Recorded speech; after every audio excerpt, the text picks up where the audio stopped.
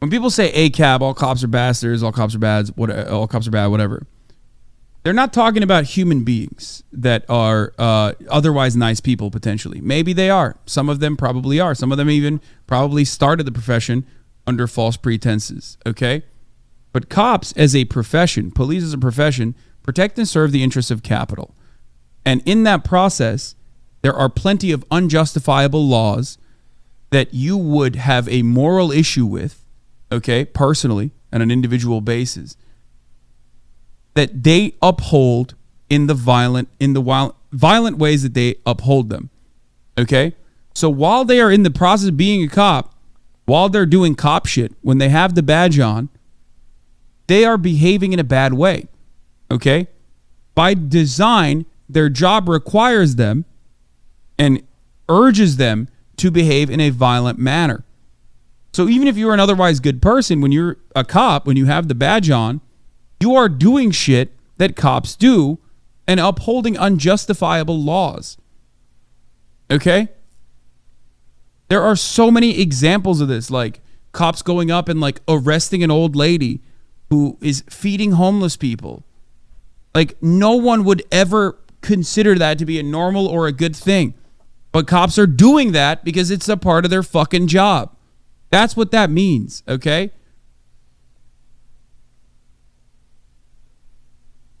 Now, on top of that, the system also demands they be violent because they are the authority. They're supposed to be upholding laws, okay? Some of which we all understand are unjustifiable and inhumane and cruel, okay?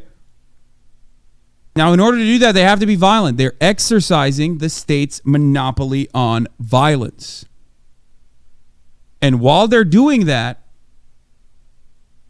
when they do things like that, the state also protects them. So they're not actually following the book like a normal human being. They're behaving in a way that where they are above the law.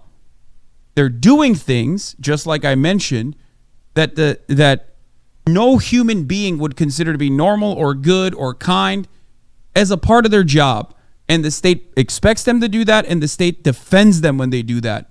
Qualified immunity is one example of this. There are many Supreme Court cases where the system basically has legalized their murders, okay, their murder charges, and have codified their lack of accountability. Cops have no duty to actually protect the citizens. This is the law. Technically, if they see a crime happening and they do nothing, like in Uvalde, they will not be charged for it. There's no expectation. Zero. That is the law.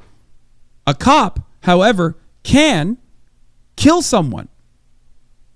Whether they are holding a gun to the cop's face, or whether they are unarmed, or whether they are unarmed and running away, a cop can still legally get away with murder, as long as they claim that they had a genuine threat for their own safety, or they had a genuine assessment there where they were fearful for the safety of others. That is also codified. That is institutionalized, and it is completely fucking legal. I cannot imagine if you, like, for 1 second, I'm not the type of person who says, like, we don't need an organization that is going to solve crimes. We don't need an organization such as policing, okay, that will maintain the presence of law and order or whatever in a civilized society. Of course, I believe that there is always going to be need for detective work. I believe that there is always going to be need for a force like that, whether it's democratically organized or not. Okay? I'm not saying that, like, you know, cops or police as an institution or the theoretical purpose of policing is just fraught. Okay? I'm not saying that.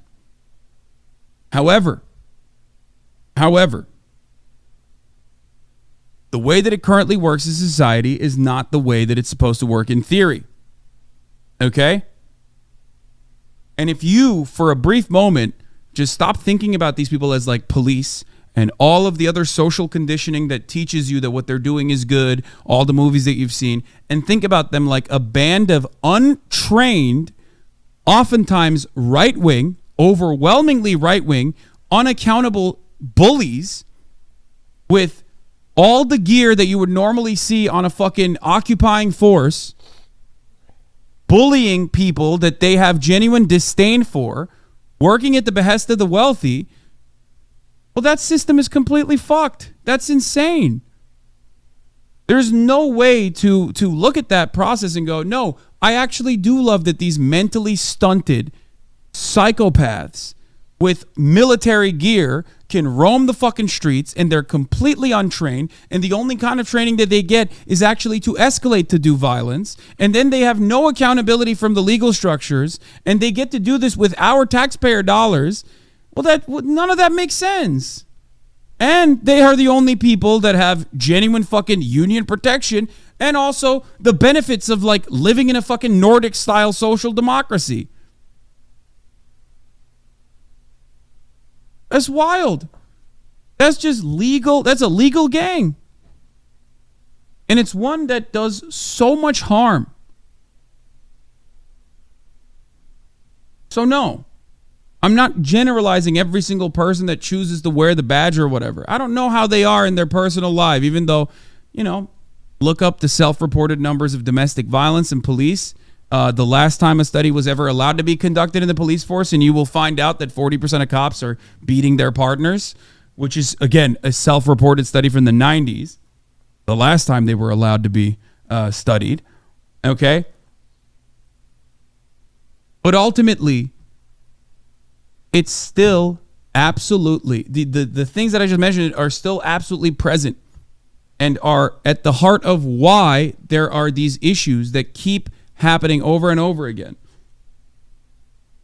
Yeah, I agree with that. It's good debate in anywhere in the world, even in Brazil. Like you said, I think the base of the problem goes all the way from the top of the system. They are cops under a capitalist organization of the economy are there to protect and serve the interests of capital. That's it.